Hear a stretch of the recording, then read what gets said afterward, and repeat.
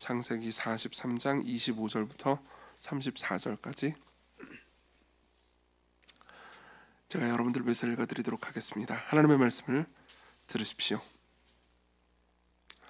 그들이 거기서 음식을 먹겠다 함을 들었으므로 예물을 정돈하고 요셉이 정오에 오기를 기다리더니 요셉이 집으로 오매 그들이 집으로 들어가서 예물을 그에게 드리고 땅에 엎드려 절하니 요셉이 그들의 안부를 물으며 이르되 너희 아버지 너희가 말하던 그 노인이 안녕하시냐 아직도 생존해 계시느냐.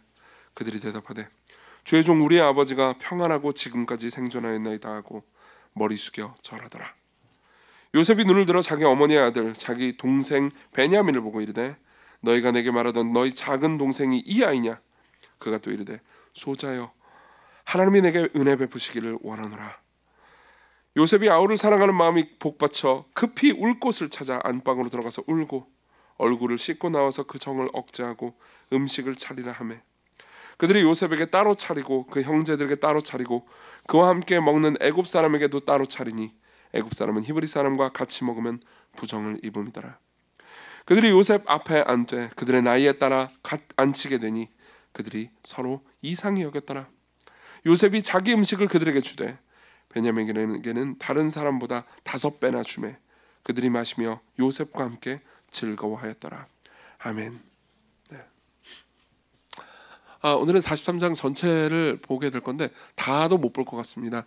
43장하고 44장, 45장 초반부까지가 또 이어지는 스토리라서 아마 이제 다음 주, 그 다음 주까지 해야 이제 모든 스토리를 한 번에 조망하면서 볼 수 있을 것 같아요. 일단은 지난 시간까지의 요약을 빠르게 좀 해드리겠습니다. 요셉은 사랑받는 자녀였습니다. 사랑받는 자녀였지만 편애를 받았기 때문에 아버지 야곱의 편애를 받았기 때문에 형제들의 질투를 샀고요. 형제들의 음모로 인해서 애굽에 팔려가게 되죠. 애굽에서 종살이를 하고 심지어 감옥까지 갔다가 하나님의 은혜로 결국은 애굽에서 이제 2인자 자리인 총리까지 이르게 됩니다. 그리고 7년 동안의 풍년을 겪고요. 그리고 7년 동안의 흉년을 맞게 되죠. 7년 동안의 풍년 동안 이제 요셉의 지혜로 말미암아서 곡식을 잘 저장해놨기 때문에 애굽에는 곡식이 풍성했습니다. 하지만 다른 나라에는 곡식이 없었죠. 그리고 요셉을 떠나보냈던 야곱과 그의 형제들에게도 곡식이 없었습니다.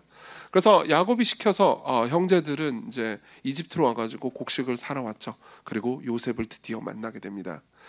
요셉을 만나고 난 다음에 이제 이 이집트에서 요셉은 이제 당연히 형제를 바로 알아봤죠. 바로 알아봤지만 숨깁니다. 왜냐하면 형제들과 진정으로 화해를 하려면은 형제들의 마음도 변해야 되고 낮아져야 되고 형제들이 회개를 할 필요가 있거든요. 그래서 요셉은요 형제들이 회개하고 마음을 변할 수 있도록 작전을 짭니다. 이 지점에서 우리는요 요셉이 형제들에게 하는 일이 보통 하나님께서 우리를 위해서 우리의 변화를 위해서 하시는 일과 비슷하다는 것을 알 수 있게 되죠. 그리고 요셉은 처음에 이제 형제들을 보자마자 그들을 스파이로 몰아갑니다. 그래서 너희들이 정탐꾼이다, 스파이다. 그러면서 입증해봐라, 너희들이 스파이가 아님을. 그러면서 몰아붙입니다. 그리고 형제들은 이제 두려움에 빠진 나머지 자기도 모르게 이제 가족 상황을 다 말해버리죠. 물론 요셉은 이거 다 알고 있었습니다. 그리고 동생 베냐민이 있다는 것도 이제 말을 하게 됩니다. 그리고 이제 요셉은 그 형제 중에 한 명을 볼모로 잡아 가둡니다. 시므온이라는 사람이죠. 시므온을 잡아 가두고 베냐민을 데리고 오면은 내가 모든 걸 믿어주고 그리고 너희들에게 곡식도 많이 주겠다라고 약속을 합니다. 그러고 나서 이제 형제들은 다시 어느 정도의 곡식을 가지고 야곱에게 돌아가지만은 야곱은 절대 이 베냐민 못 내놓는다고 했겠죠, 그죠?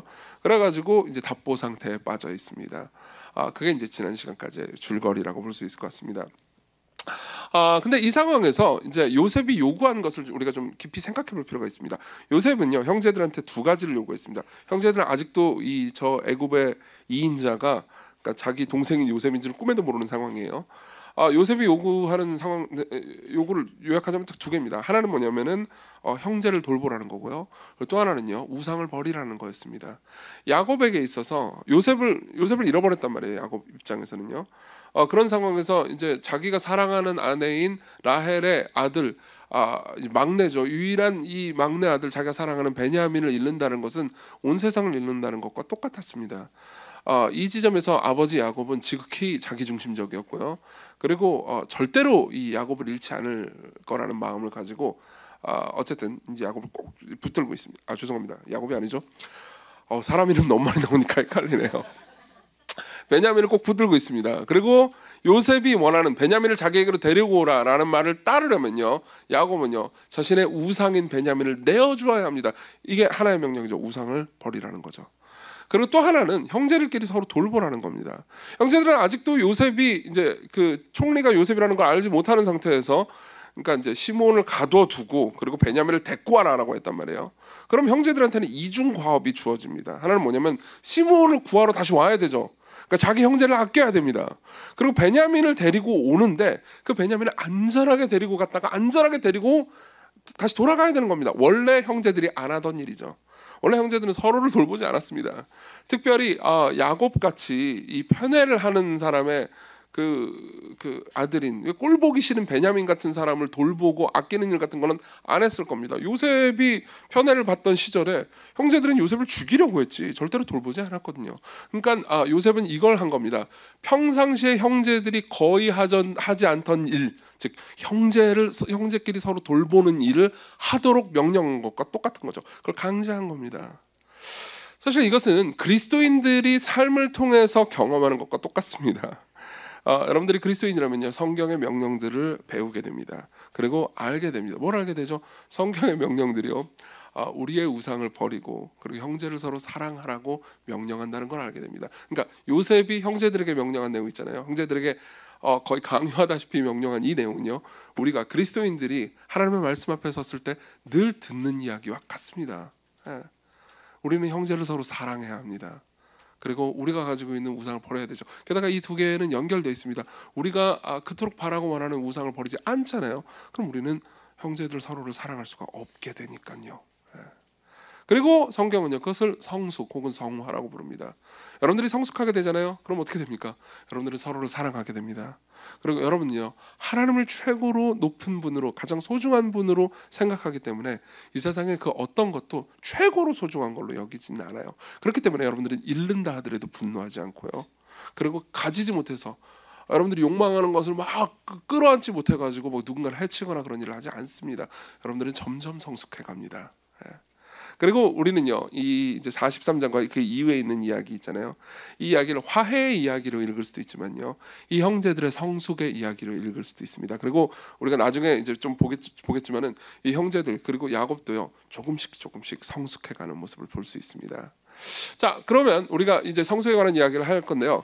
그 전에 이제 창세기 43장 우리가 다루려고 하는 본문 전체를 좀 줄거리를 빠르게 좀 요약해서 여러분들에게 전달할 필요가 있을 것 같습니다. 자, 다시 43장으로 돌아가서 줄거리를 요약하겠습니다. 1절을 보면요 이렇게 말합니다. 그 땅의 기근이 심하고, 이제 기근이 다시 시작됐습니다. 원래 이 요셉이 어느 정도 이제 음식을 줬거든요. 그리고 돈도 사실 다시 돌려줬습니다. 형제들이 이제 음식을 가지고 다시 이제 자기 집으로 돌아갔을 때 어느 정도는 먹고 살았겠죠. 근데 아마도 이 지점에서 이제 그러니까 야곱이 베냐민을 다시 데리고 다시 돌아가야 우리가 스파이가 아님을 입증해주고 음식도 더 줄 거 아니에요. 근데 야곱은 이제 베냐민을 내놓을 생각이 없죠. 꼭 붙들고 있습니다. 그런 상황에서 이제 그냥 답보 상태였어요. 그리고 음식이 당연히 떨어졌겠죠. 기근이 계속해서 심하니까요. 그래가지고 이제 야곱은 형제들한테 야 음식 좀 사와라. 이집트 가가지고 음식 좀 사. 어떻게 좀 해봐. 그런 거죠. 근데 베냐민을 안 데리고 가면은 스파이로 몰려가지고 모두 몰살당할 게 뻔합니다. 형제들 입장에서는요. 그죠?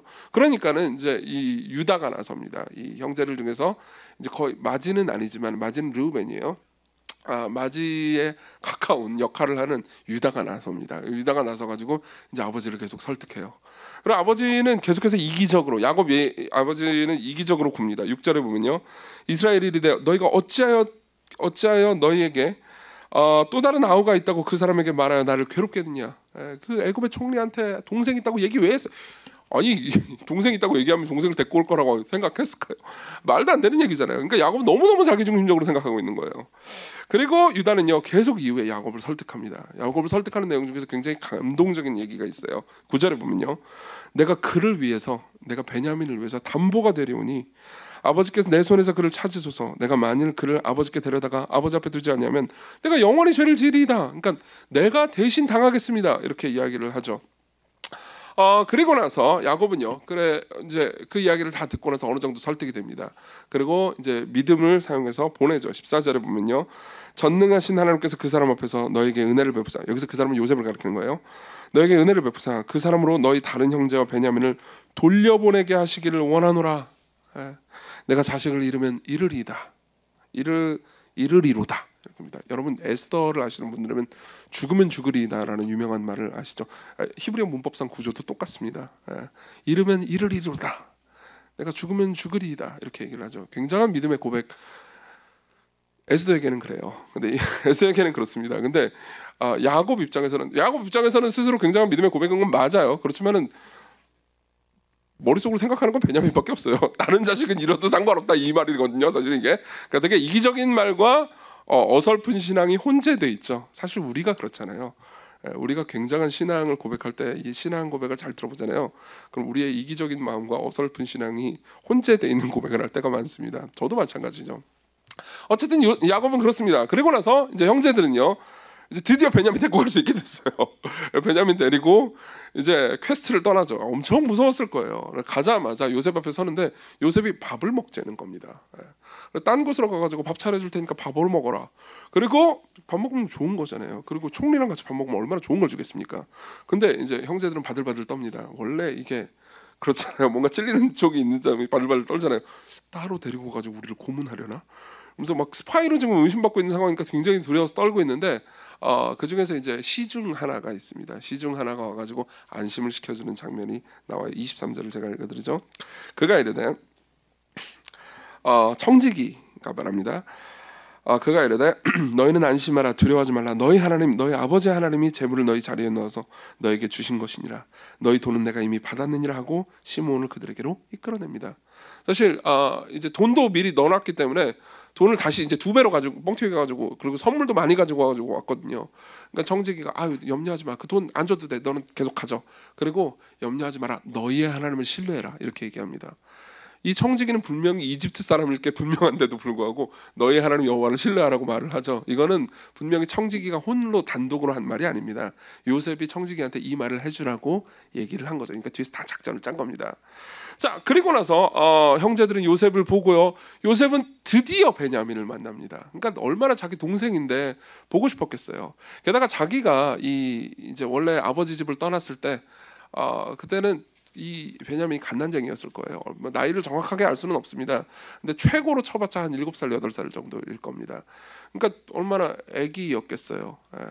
그러니까 이렇게 좀 꽤 컸을 거란 말이에요. 20년이 지났으니까는. 그러니까 이제 꽤 장성했으니까는 마음이 굉장히 복받쳤겠죠. 그래서 30절에 보면 요셉이 아우를 사랑하는 마음이 복받쳐 급히 울 곳을 찾아 안방으로 들어가서 웁니다. 이 굉장히 감격적이기도 하고 슬픈 장면이죠. 그리고 요셉은 형제들을 대접하고요. 요셉은 이제 형제들에게 많은 음식을 줍니다. 근데 베냐민한테만 5배나 많은 음식을 줍니다. 34절 요셉이 자기 음식을 그들에게 주매 베냐민에게는 다른 사람보다 5배나 주매 그들이 마시며 요셉과 함께 즐거워했더라. 이게 43장의 스토리입니다. 우리는 이 43장 스토리 전체를 통해서요. 그러니까 요셉의 형제들 그리고 야곱도요. 조금씩 성숙해가는 과정을 볼 건데요. 그 과정에서 어떤 일이 일어나는지를 말씀드리겠습니다. 첫 번째로는요. 문제를 직면하는 거고요. 그리고 두 번째로는요. 희생을 감수하는 것이고 마지막으로는 은혜를 기억하는 겁니다. 문제를 직면하고 희생을 감수하고 은혜를 기억하는 겁니다. 자, 문제 이야기부터 한번 해보죠. 1, 2절 보겠습니다. 그 땅의 기근이 심하고 그들이 애굽에서 가져온 곡식을 다 먹음에 그 아버지가 그들에게 이르되 다시 가서 우리를 위하여 양식을 조금 사오라. 자, 이 상황에서 야곱이 어떤 상황인지를 좀 생각을 해보겠습니다. 야곱은 분명히 이 이야기를 들었습니다. 우리가 스파이로 몰렸습니다. 그리고 아버지의 저 사랑하는 아들 베냐민을 다시 데리고 가지 않으면은 우리가 스파이로 몰려서 죽을 수도 있고요. 그리고 곡식은 당연히 안 주고요. 하여튼 우린 다 죽습니다라는 얘기를 들었죠. 그리고 그 과정 중에서 르우벤은 제발, 이게 맏형이에요. 맏형 르우벤은 제발 좀 이 베냐민을 데려가게 해주십시오라고 하면서 어디까지 담보물을 거냐면요. 제 아들 둘을 죽여도 좋습니다 이렇게 얘기를 합니다. 근데 제가 지난번에도 말씀드렸듯이 이거 되게 생각 없는 말이죠. 아버지의 아들 베냐민이 죽으면은 아버지의 손자 둘도 죽게 될 겁니다. 이게 무슨 말도 안 되는 소리잖아요. 그러고 나서 이제 야곱은 베냐민이 너무나 자기가 사랑하는 아들인데다가 절대 못 논단 말이에요. 절대 못 놓고 베냐민이 죽으면 자기가 다 잃어버릴 것 같은 느낌이란 말이에요. 그럼 어떻게 해야 됩니까? 보세요. 베냐민을 놓아줘야 자기도 살고 다 살아요. 형제들도. 그렇죠? 그걸 야곱이 몰랐을 리는 없습니다. 근데 베냐민을 놓아주기가 너무 싫어요. 그럼 어떻게 해야 됩니까? 놓아줘야 되잖아요. 그래야 어쨌든 뭐가 어떻게 됐든 뭐가 잘못돼가지고 베냐민이 죽더라도 베냐민을 안 놓아주고 끼고 있다고 그래가지고 베냐민이 사는 건 아니잖아요. 그렇죠?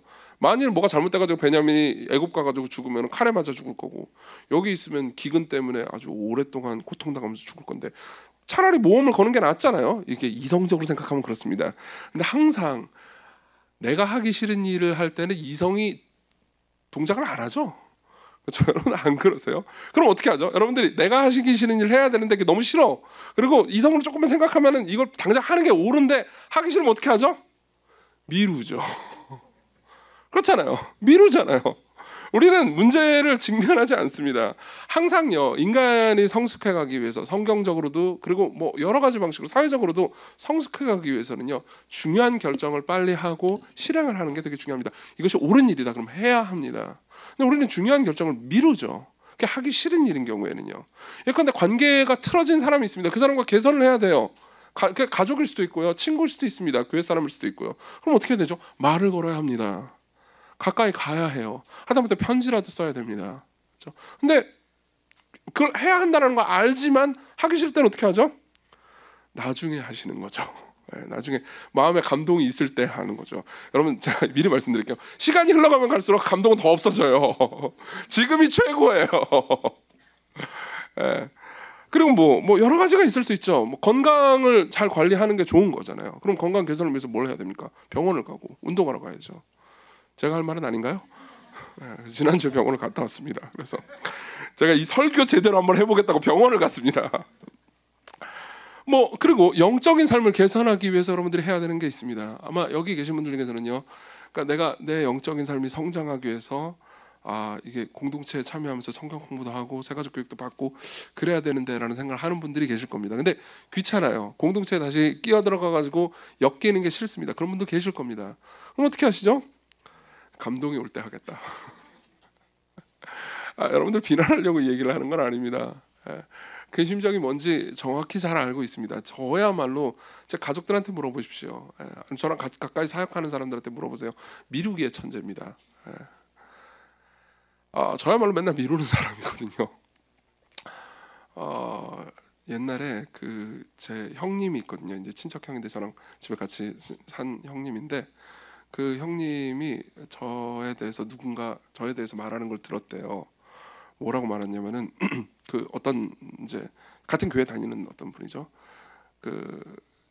이제 그분이 저희 형님한테 정규 그러면서 걔 진짜 산만하지 이렇게 얘기를 하더래요. 그래가지고 그 형님이 진짜 이정규 너무 산만하구나. 왜 이것저것 하면서 맨날 미룰까 하면서 화를 냈대요. 근데 나중에 알고 보니까 그게 산이 마운틴이었다고. 넘어갑시다.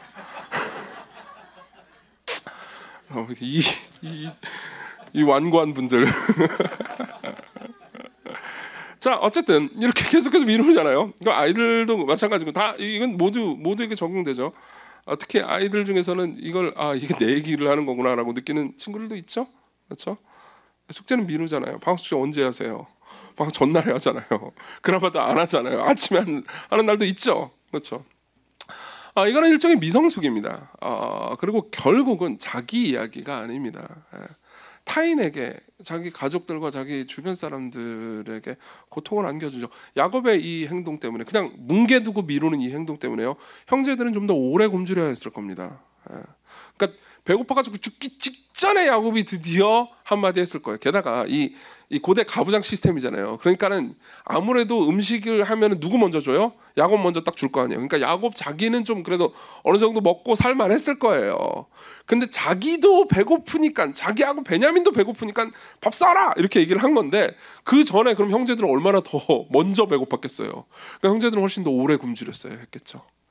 게다가 야곱의 이 행동 때문에 지금 시므온 갇혀 있잖아요. 시므온은 요셉의 감옥에 갇혀 있단 말이에요. 그러니까 시므온은 훨씬 더 오래 갇혀 있었어야 했겠죠. 물론 시므온이 형제들을 사랑하는 마음이 있었기 때문에, 죄송해요, 요셉이요.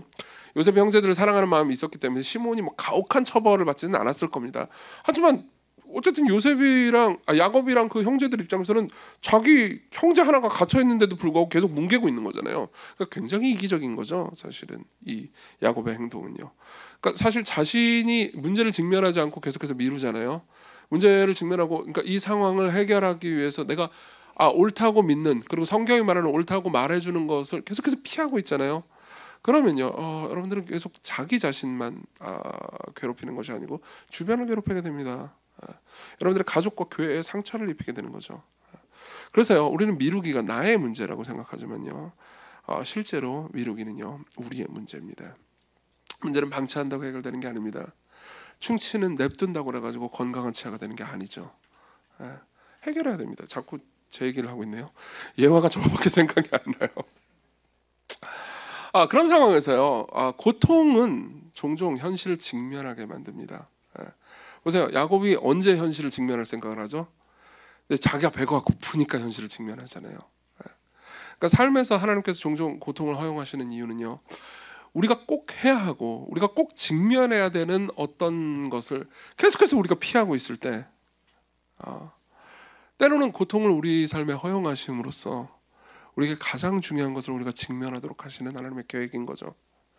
야곱도 마찬가지입니다. 야곱은 형제들과 자기 아들들과 화해해야 합니다.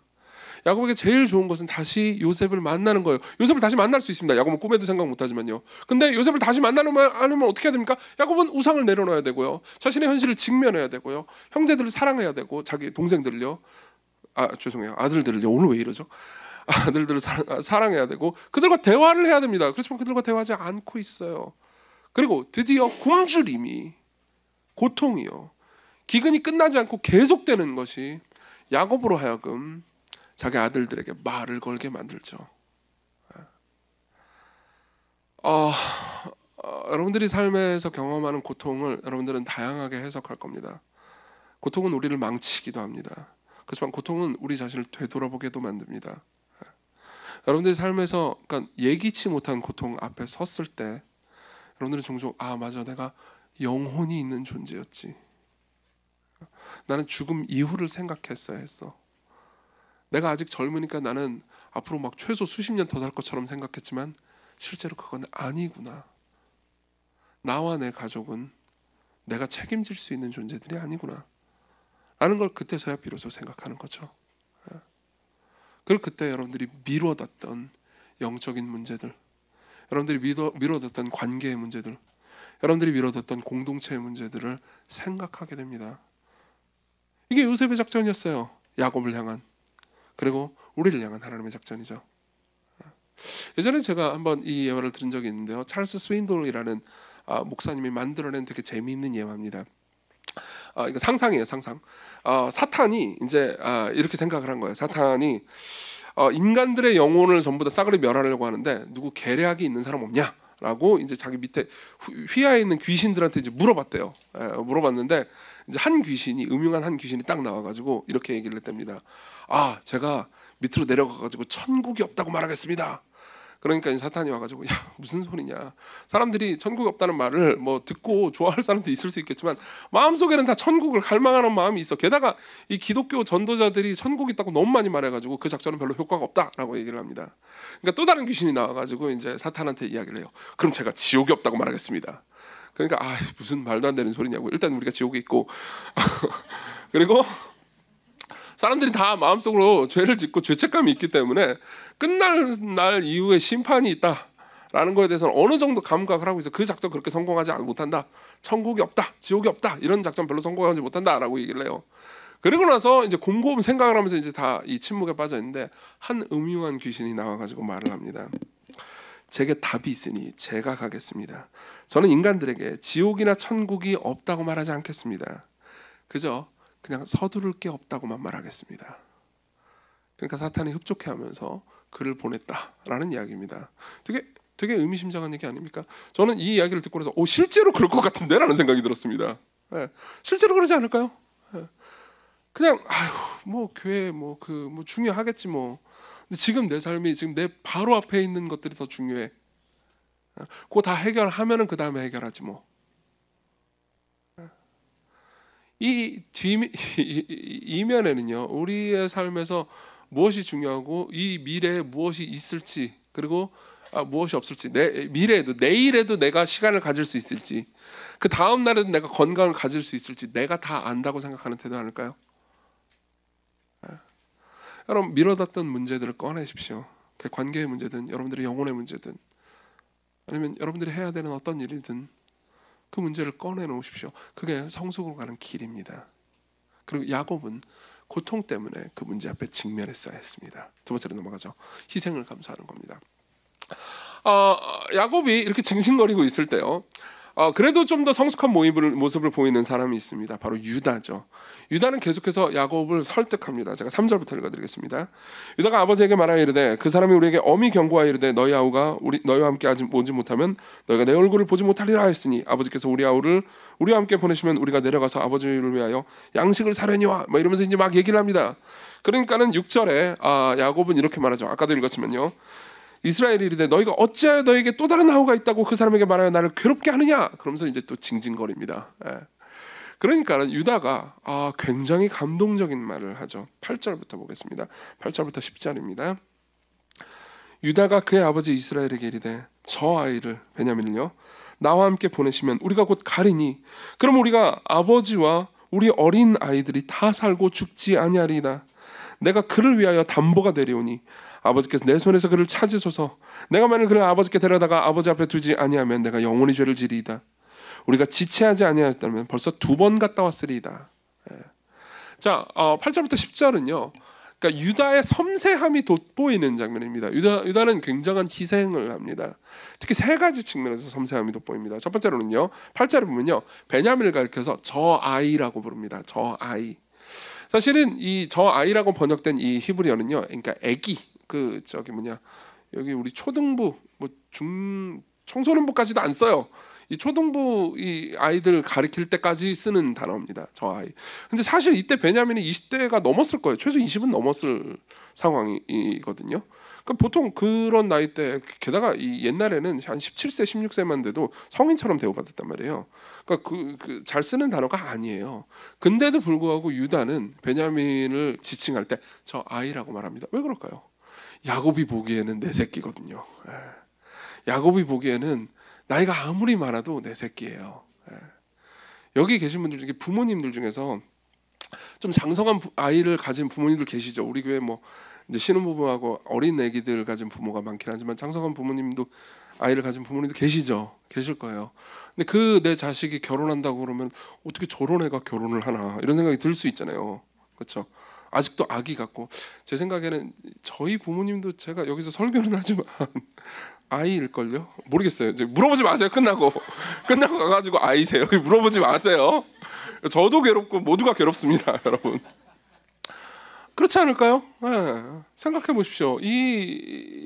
특히나 베냐민은, 야곱에게 있어서 베냐민은요 아이입니다. 그리고 당연히 유다는 그 모든 것들을 관찰하고 섬세하게, 그러니까 베냐민을 사랑하는 유다의 마음을 이제 본 거죠.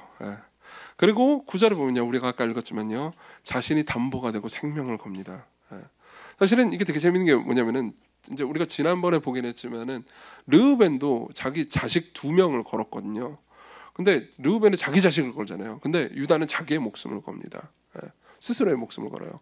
브루스 멀키라는 이 신학자가 있는데 이 본문을 주석하면서 이런 이야기를 해줍니다. 저는 이 말이 되게 많이 와닿았어요. 유다는 성경에서 다른 사람을 위해 기꺼이 자기 목숨을 내놓는 최초의 인물이다. 맞습니다. 창세기에서, 성경 전체에서 다른 사람을 위해서 자기 목숨을 내놓겠다고 말하는 최초의 인물입니다. 그러니까 굉장한 희생을 가지고 있죠. 그리고 10절에 보면요, 희망을 줍니다. 야곱에게 희망을 주는데요, 뭐라고 해주면요, 우리가 지체하지 아니했다면 벌써 2번 갔다 왔으리이다. 이 말은 그러니까 비꼬는 말이라고 생각하기 쉽잖아요. 딱 보면은 2번은 갔다 왔겠네, 이렇게 말하는 것처럼 보이잖아요. 그 말이 아니에요. 큰일 아니고 갔다 올 수 있습니다. 완전히 갔다 올 수 있으니까 2번은 갔다 올 수 있는 일이에요. 그러니까 염려하지 마십시오, 이렇게 얘기한 거죠. 그러면서 희망을 안겨주는 거죠. 우리도 삶에서 내가 중요한 일을 앞두고 있을 때 옆에서 잘 될 거고 그렇게 큰일 아니다라고 누가 이렇게 안심시켜주기를 바라잖아요. 그렇죠? 그럼 안심을 시켜주고 계속해서 희망을 불어넣어주면은 우리가 해낼 수 있는 용기를 가질 수 있잖아요. 유다는 그렇게 한 거죠. 그래서 아주 섬세하게 야곱을 설득하면서 자기 자신을 희생하는 일을 합니다. 그리고 실제로 유다는요, 말만 이렇게 한 게 아니었어요. 우리가 다음번에 보겠지만요, 44장으로 가면은 은잔 사건이 나옵니다. 그러니까 요셉이 이제 마지막으로 형제들을 시험하기 위해서 하는 어떤 한 사건이 나오면 다음에 보겠습니다. 그때 형제들은 이제 또 베냐민을 잃을 위기에 처합니다. 근데 그때 유다가 나서서 뭐라고 말하냐면요, 이렇게 말합니다. 주의 종이 내 아버지는 이제 야곱을 가리키는 거죠. 내 아버지에게 이 아이를 담보하기를, 내가 이를 아버지께로 데리고 돌아오지 않으면 영원히 아버지께 죄짐을 지리다 하였사오니 이제 주의 종으로 그 아이를 대신하여 머물러 있어 내 주의 종이 되게 하시고 아이는 그의 형제들과 함께 돌려보내소서. 이렇게 말합니다. 내가 대신 감당하겠습니다. 내가 대신 오게 가겠습니다. 내가 대신 당신을 위해서 죽겠습니다. 이렇게 말하는 거죠. 유다는 말만 한 게 아니었습니다. 희생한 거였죠. 자, 여기서 우리가 세상과 사회를 이해하는 시각 하나를 좀 설명을 해드리겠습니다. 이 기독교인 철학자, 기독교인 윤리학자인 동시에 철학자 중에서 저희 발음을 좀 잘해야 되는데 르네 지라르라는 분이 있습니다. 발음을 잘못하면 큰일 납니다. 지라르예요. 이제 프랑스 사람인데 아이들 설교 끝나고 이것만 기억하겠다. 프랑스 사람인데 이제 기독교인이기도 하고요. 그리고 기독교 변증에 관한 좋은 책을 내기도 했습니다. 이분이 이제 세상을 이해하는 방식에 따르면 이분은 원래 기독교 가정에서 태어났어요. 그러다가 이제 젊었을 때 당시에 프랑스 젊은이들이 늘 그렇듯 그냥 기독교를 버리고 무신론으로 돌아갔습니다. 그러고 나서 이제 본인이 사회학자, 인류학자로서 그러니까 세상을 탐구를 하기 시작한 거예요. 그러면서 역사를 막 들여다보기도 합니다. 역사를 들여다보면서 그러니까 인류가 어떻게 발전해오고 성숙해왔는가를 쭉 보다 보니까는 그 가운데서 어떤 공통점이 있다는 걸 알게 돼요. 어떤 사회가 있잖아요. 그럼 공동체가 있으면 그 공동체에 수많은 욕망들이 있겠죠, 그렇죠? 그리고 욕망들을 해소하기 위해서 사람들은 가지고 싶잖아요. 막 가지기 위해서 막 서로 막 모방도 하고 막 서로 막 이제 막 뺏기도 하고 막 합니다. 그럼 사회 내에 막 이제 갈등이 증폭되겠죠.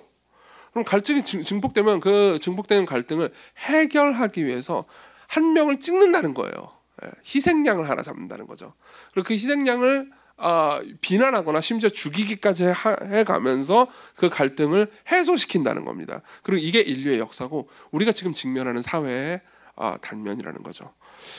이 이론은 발표되자마자 굉장한 센세이션을 불러일으켰습니다. 왜냐하면 르네 지라르가 이 이론을 이해하기 위해서 역사에 굉장히 많은 예화를 다양하게 들었기 때문이기도 하고요.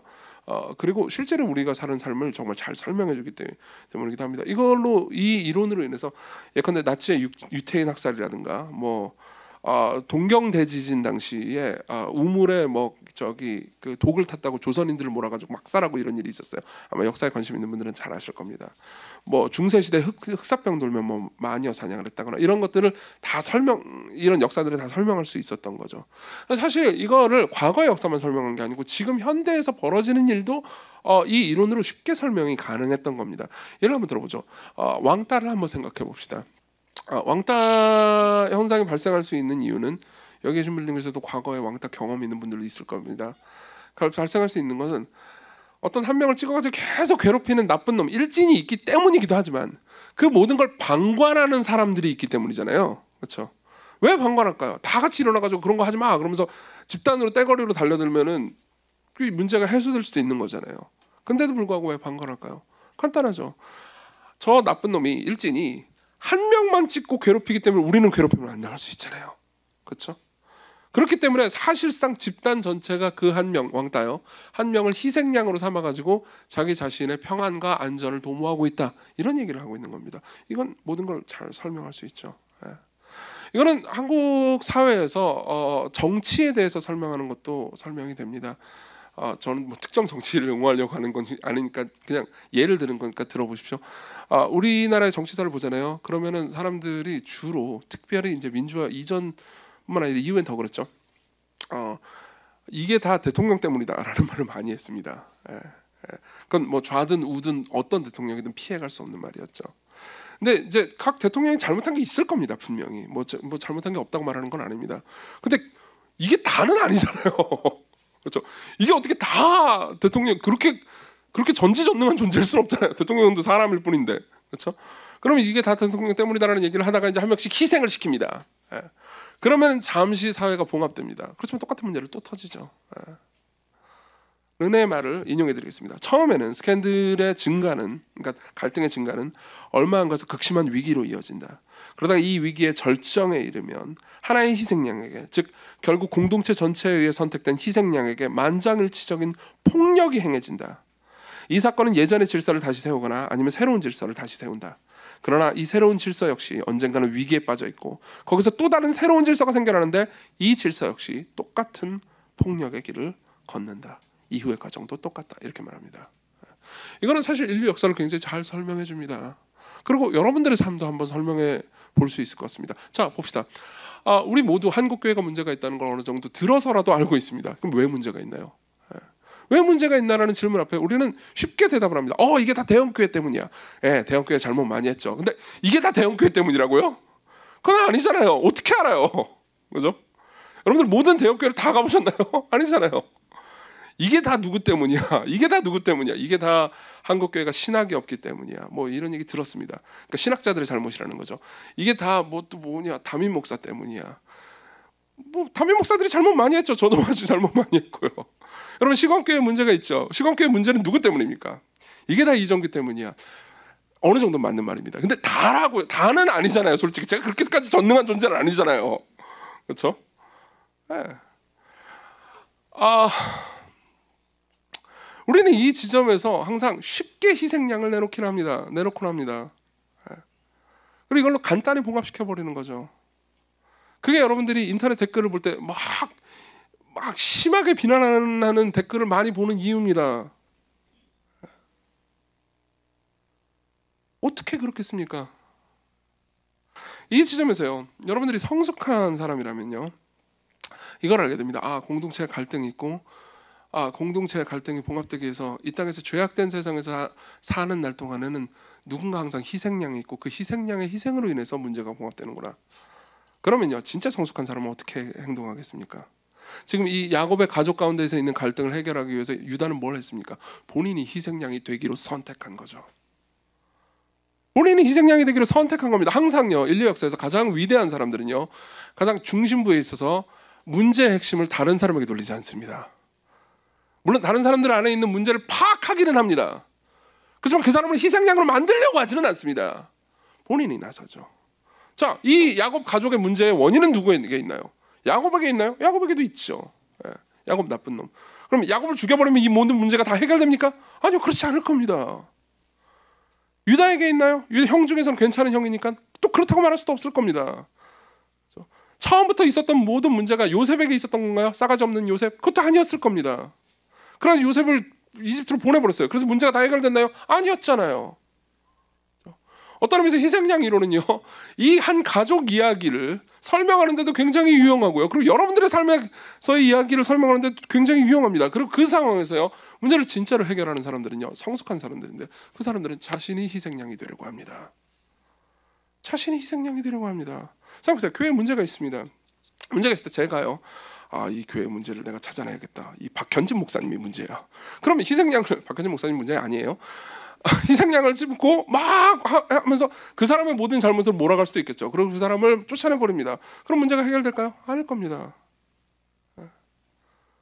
혹시 여러분들이 지금까지 설교를 들으면서 와, 요즘 목사님 무슨 힘든 일 있나? 목사님 누가 괴롭히나? 그 놈을 찾아내서 발본색원 해야겠다. 그럼 여러분들은 똑같이 희생양을 또 만들고 있는 겁니다. 아니에요. 여기서 성숙한 사람들은요, 이렇게 말합니다. 나에게도 원인이 있고 한국교회가 문제가 있어요. 그럼 그게 다 대형교회 문제겠어요? 그게 다 무슨 뭐 나쁜 놈 문제겠어요? 다 이단 문제겠어요? 이단이 그렇게 강력해요? 아니에요. 한국교회를 구성하는 모든 사람들이 다 한 몫씩 한 겁니다.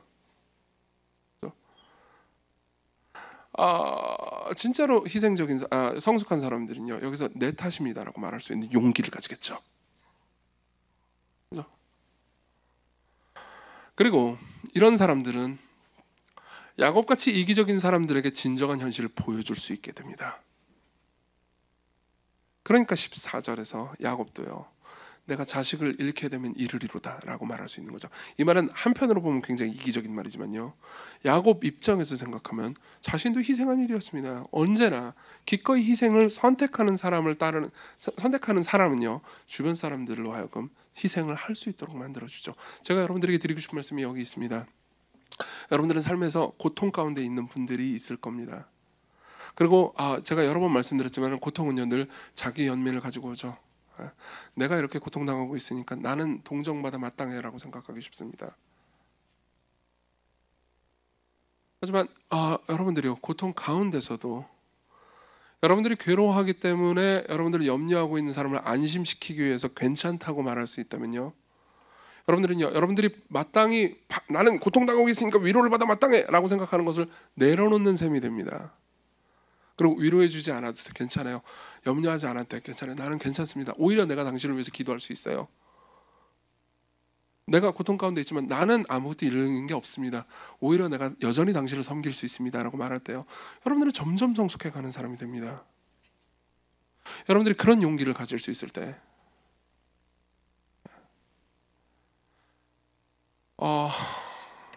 모르겠어요. 오늘 설교를 들을 때 여러분들이 좀 약간 저 인간이 우리를 혼내는구나라고 생각한다면 맞아요. 어떻게 혼내지?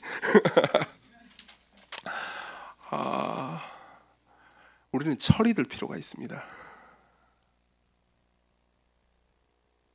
신앙적으로도요. 철이 들 필요가 있습니다. 여러분들의 삶의 문제를 언제까지 다른 사람의 희생양을 만들어 가지고 해소하려고 하십니까?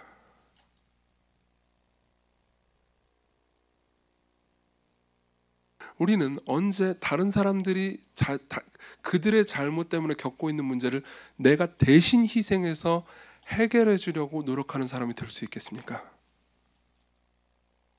후자가 어른이잖아요. 후자가 성숙한 사람이잖아요. 그죠?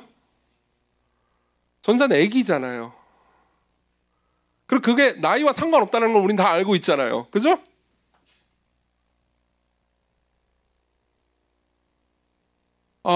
이 문제에 있어서 우리는요, 우리 스스로를 진지하게 돌아볼 필요가 있습니다. 저를 포함해서요, 주님, 제가 나이 값을 못하는 것 같습니다. 기독교 신앙을 가진 지 10수년, 20몇 년, 30몇 년이 됐는데 나는 나이 값을 못하는 것 같습니다. 기독교 신앙을 가진 지 얼마 안 된 분들도 마찬가지입니다. 저는 1년밖에 안 됐으니까는 계속해서 남 탓을 하겠습니다. 여러분 언제까지 그 상태로 여러분들이 30년이 지나잖아요. 그럼 여러분들 지금이랑 똑같아지는 게 아니에요. 지금보다 더 악화될 겁니다.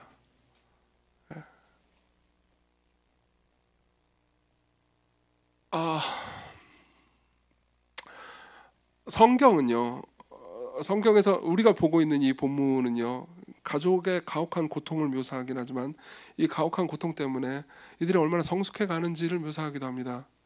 유다의 이 행동이 놀라운 게 뭔지 아십니까? 두 가지 이유가 있습니다. 하나는요, 이 말을 한 사람이 유다가 최초라는 거예요. 아까도 얘기했죠. 또 하나가 있습니다. 제가 이 요셉 이야기를 하면서 건너뛴 장이 있어요. 38장이 있습니다. 37장부터 하다가 38장에 유다의 이야기가 나오는 한 장을 제가 건너뛰었습니다. 나중에 제가 38장 설교를 할 겁니다. 할 거긴 할 건데요, 거기에 보면 유다의 아주 이기적이고 잔혹한 모습이 담겨 있습니다. 이 사람이 이렇게 멋진 사람이 아니었어요. 자기 아들들 중에 하나가 죽었는데 그걸 죽은 며느리를, 하여튼 지금 제가 다 설명하기도 어려운 복잡하고 이기적이고 며느리를 이용하는 간악한 모습이 담겨 있습니다. 원래 유다는 그런 사람이 아니었어요. 남들을 위해서 희생하는 사람이 아니었습니다. 어떤 희생양을 만들어 가지고 도피하는 사람이었죠. 그리고 그 사람도 변했습니다. 왜 변했습니까? 고통 때문에 변했습니다. 고통은 여러분들을 망가뜨리기도 하지만요, 고통은 여러분들을 성숙하게 만들기도 합니다. 자, 그럼 마지막으로 넘어가죠. 어떻게 고통 가운데서도 여러분들은 성숙할 수 있습니까? 그 뒤에 15절부터 이야기를 오늘 다 아까도 말씀드렸듯이 할 수는 없을 것 같습니다. 그렇지만 15절부터 끝까지 이야기를 좀 빠르게 좀 설명을 하겠습니다. 15절부터 끝까지의 이야기는 결국 그들이 요셉을 만나고 요셉이 대접하는 음식을 먹고 즐거워한다라는 이야기입니다. 34절을 보겠습니다. 우리 같이 34절을 읽어보겠습니다. 시작. 요셉이 자기 음식을 그들에게 주매 베냐민에게는 다른 사람보다 5배나 주매 그들이 마시며 요셉과 함께 즐거워하였더라. 자, 보세요. 여기서 되게 재미있는 지점이 있습니다. 요셉은요, 이 형제들한테 음식을 줍니다. 음식이 아주 고급 음식이고 좋았을 겁니다. 게다가 형제들은 자기가 스파이로 몰려가지고 죽을지도 모른다라는 위협 앞에서 너무나도 잘해주고 있잖아요. 그러니까 굉장히 안심을 했을 겁니다. 근데 그 상황에서 요셉은요, 의도적으로 자기 동생 베냐민한테 음식을 5배나 줍니다.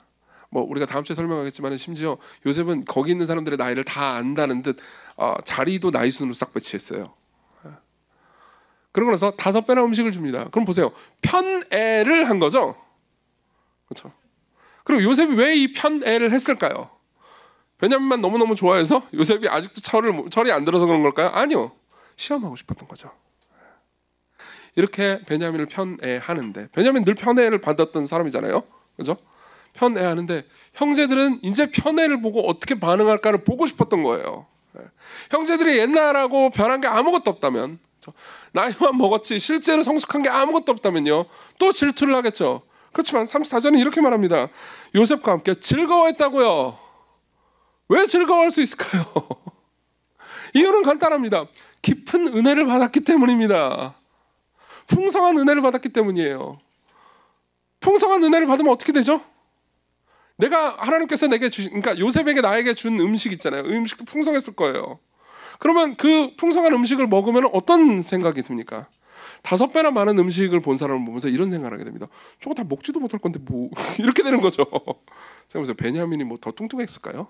뚱뚱했다 하더라도 5배나는 못 먹어요. 저도 여러분들보다 많이 먹지만 5배나는 못 먹어요. 그죠? 그 보면서 아이고 뭐 5배 뭐 아이고 뭐 막내라서 그런가? 그리고 넘어갈 겁니다. 별로 신경도 안 쓸 거예요. 부럽지도 않을 겁니다. 부러우니까 질투하는 거잖아요.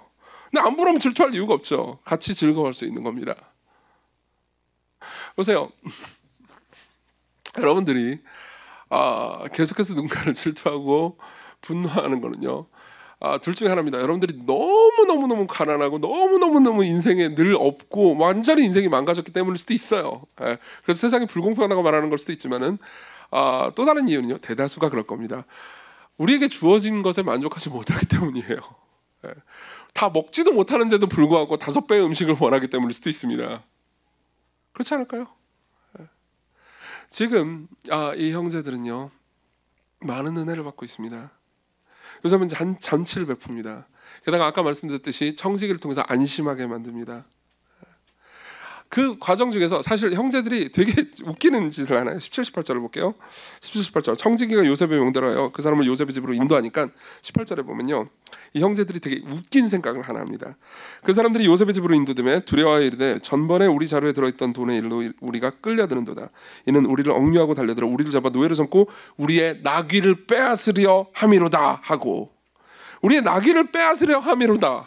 무슨 말이냐면 우리 밥 먹으러 오라고 우리 따로 부르는 거야? 어떻게 하지? 우리 억류하고 우리 나귀 뺏으려고 하는 거 아닌가? 라는 멍청한 생각을 합니다. 생각해보세요. 상대는 누구죠? 이집트의 2인자예요. 그리고 밥 차려주려고 합니다. 그리고 나귀 많아요. 거긴 겨우 나귀 뺏으려고 이 짓을 한다고, 이 음모를 꾸민다고요. 사실 상식적으로 생각하면 이해가 안 되는 거잖아요.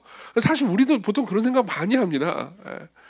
하나님께서 우리를 부르시고 우리에게 순종하라고 할 때 왠지 하나님께서 우리의 제사를 뺏어가지고 우리를 불행하고 고통스럽게 만들 것 같은 이 두려움에 사로잡힌 적이 있죠. 똑같은 생각인 겁니다. 그리고 요셉은요, 그러한 생각을 미리 알고 비웃기라도 하듯 24절에 보면요, 그들을 요셉의 집으로 인도하고 물을 주어 발을 씻게 하며 그들의 나귀에게 먹이를 줍니다. 나귀를 뺏긴요, 무슨 나귀에게 먹이를 주죠. 이 과정들을 통해서 요셉의 형제들은요, 은혜를 경험하는 거예요. 조건 없이 받는 은혜를 경험하는 겁니다. 게다가 요셉은 이 모든 과정 중에서 뜨거운 사랑을 품고 은혜를 주고 있어요. 동생을 보자마자 안방으로 들어가서 울잖아요. 게다가 32절을 볼까요? 32절을 보면 이렇게 말합니다. 이것도 같이 읽어보겠습니다. 시작. 그들이 요셉에게 따로 차리고 그 형제들에게 따로 차리고 그와 함께 먹는 애굽 사람에게도 따로 차리니 애굽 사람은 히브리 사람과 같이 먹으면 부정을 입으리로다. 이게 되게 재밌는 주절입니다. 근데 혹시 여러분들 더우세요? 아, 그래요? 네, 뭐 좀 틀어주시면 좋을 것 같아요. 어디까지 해야겠죠, 제가? 아, 내가 더운 거였구나. 아, 맞아요. 32절. 이거 되게 재미있는 부분입니다. 왜 재미있는 부분이냐면요. 여기 보면 이제 이 그림이 이렇게 된 거예요. 요셉은 따로 앉아가지고 밥을 먹고 있어요. 형제들도 따로 앉아서 밥을 먹고 있습니다. 자, 얼핏 보면 이 그림은요, 이런 그림이에요. 그러니까 아니 내가 애굽의 2인자인데 어떻게 너희 같은 놈들이랑 겸상을 하냐, 뭐 약간 이런 느낌처럼 보이잖아요. 그냥 생각 없이 읽으면 이 본문은 이렇게 보입니다. 그렇지만요, 이 본문은요 일종의 뭐라고 해야 될까요? 패러디입니다. 어떤 패러디인지 아십니까? 사실 이 일은요 옛날에 벌어졌던 일입니다. 요셉의 형제들이요 요셉을 죽이기 위해서 구덩이로 던져놨습니다. 구덩이로 던져놨을 때 무슨 일이 일어났죠? 제가 읽어드리죠. 37장 24절입니다. 그를 잡아, 요셉을 잡아 구덩이에 던지니 그 구덩이는 빈 것이라 그 속에 물이 없었더라. 먹을 거는커녕 물도 없었어요. 그들이 옆에 앉아, 여기서 그들은 형제들이죠. 음식을 먹다가 눈을 들어본 즉 상인들이 지나갑니다. 보세요. 과거에 요셉이 경험했던 건 뭐죠? 과거에 요셉이 경험했던 건 형제들이 자기를 물도 없는 구덩이에 던져놓고 고통스럽게 한 다음에 지들끼리만 밥을 먹는 광경을 보았습니다.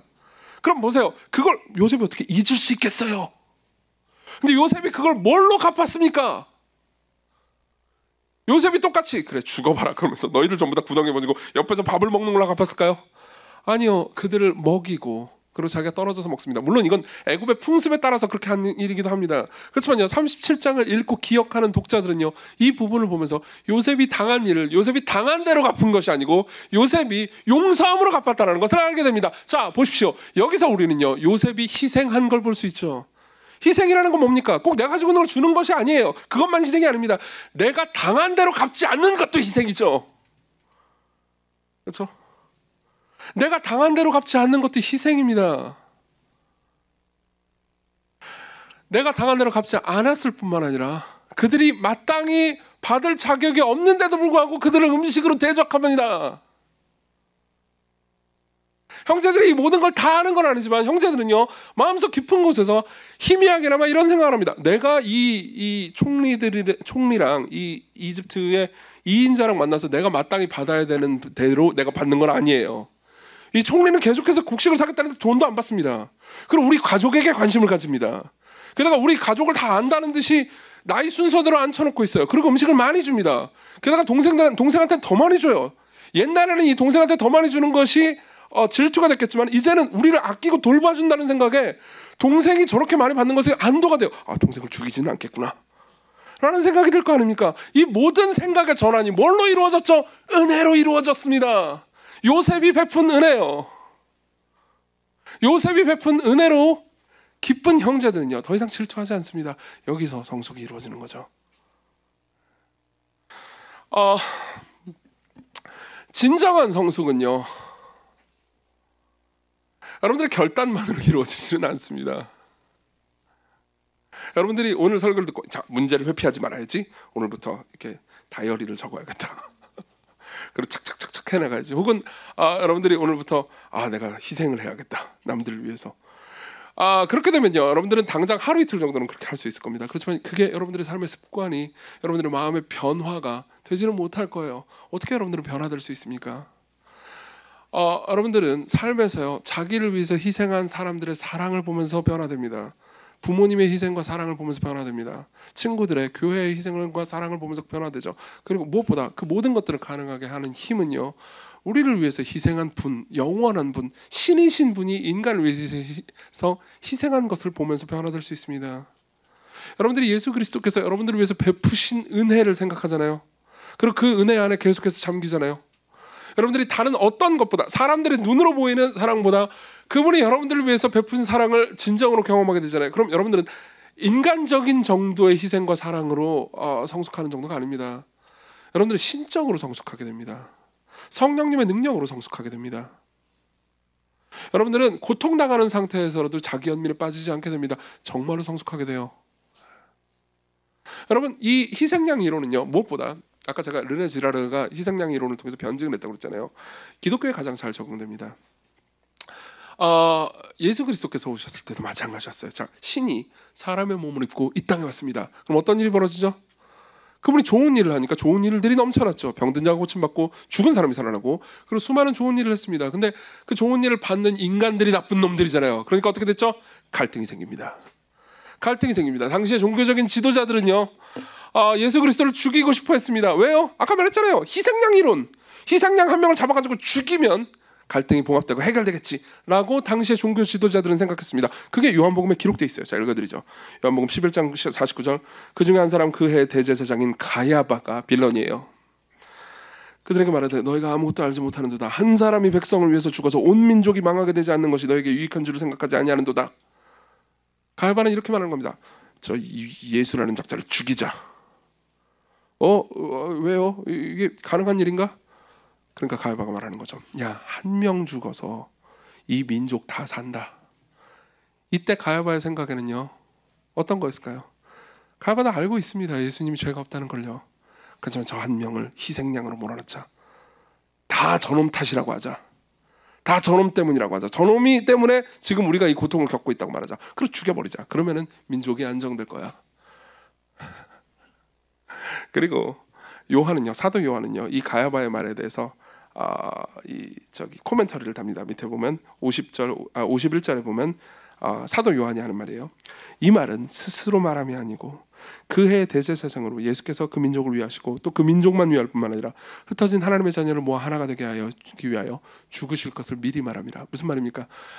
대제사장은 나쁜 의도로 말했지만 사실 이 대제사장은요, 뜻밖에도 일종의 예언을 했다는 거죠. 예수께서는 희생양으로 오셨습니다. 그렇지만 그분은요, 어쩔 수 없는 정치적 음모에 의해서 희생양이 된 게 아니었습니다. 그분은 기꺼이 희생양이 됐죠. 이 유다가 가리키는 인물, 예수께서 유다 지파로 오셨다는 걸 알고 계십니까?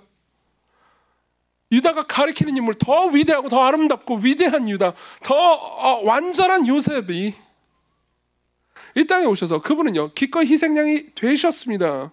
그분은 이 사람들이 가지고 있는 모든 죄를 자신이 지고, 사람들이 당해야 되는 모든 형벌을 자신이 지고, 사람들이 죄를 자신이 지고 하나님께 형벌을 받지 않는다면 사람들이 하나님과 화목하고 화해할 수 없다는 것을 알고 계셨어요. 그래서 요한복음 10장 17절은 이렇게 말하죠. 내가 내 목숨을 버리는 것은, 내가 기꺼이 희생양이 되는 것은 그것을 내가 다시 얻기 위함이니 이로 말미암아 아버지께서 나를 사랑하시느니라.